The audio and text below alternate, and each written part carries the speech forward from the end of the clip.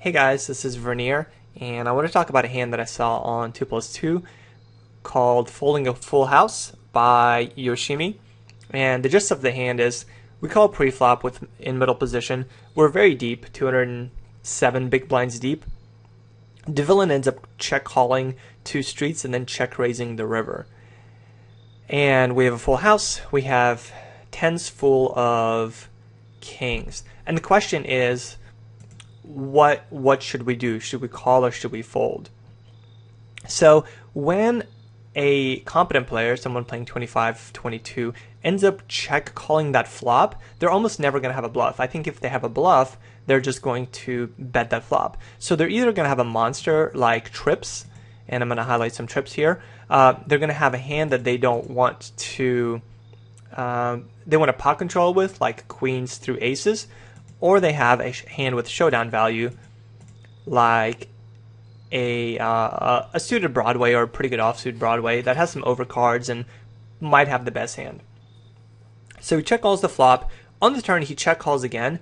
I don't see any reason. Oh, he could also have pocket sixes on the flop. I don't see any reason why the range necessarily changes all that much on the turn. Although I do think that pocket sixes at this point we can throw out. I think pocket sixes are going to check raise the turn. So I think on the turn he still has quads or a hand that has showdown value like ace queen, ace jack. Obviously there's a lot of full houses he can have too. Now things get interesting when we get to the river. So the villain checks again and we end up betting. Now I think if he gets to the river with ace queen or ace jack, first of all, let me just say, I think if he gets to the river, if he has a king himself, like ace king or king queen, I think he almost never check raises here because he should not expect to get value from worse. And we could very well have the case 10, and then he would just majorly own himself. So I think most people just check call the river with a king. So we can take that out. Also, if he thinks that we are bluffing, and he probably is just going to check call the river with ace queen. Now,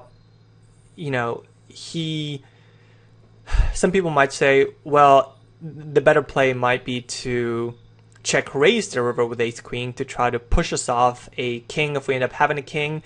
But I think you're starting to level yourself, and I think you're thinking too hard about the hand if you think someone's putting this elaborate bluff at 200 big blinds deep trying to push you off a full house.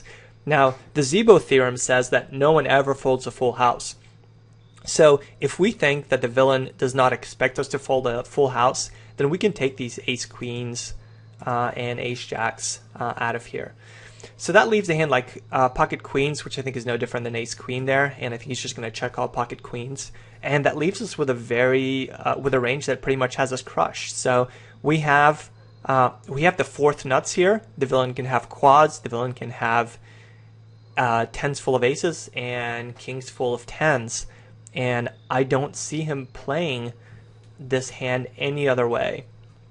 So even though we have a full house, we have the fourth nuts in a situation where the villain will never have a straight bluff, and where if he has showdown, he's just going to take his showdown.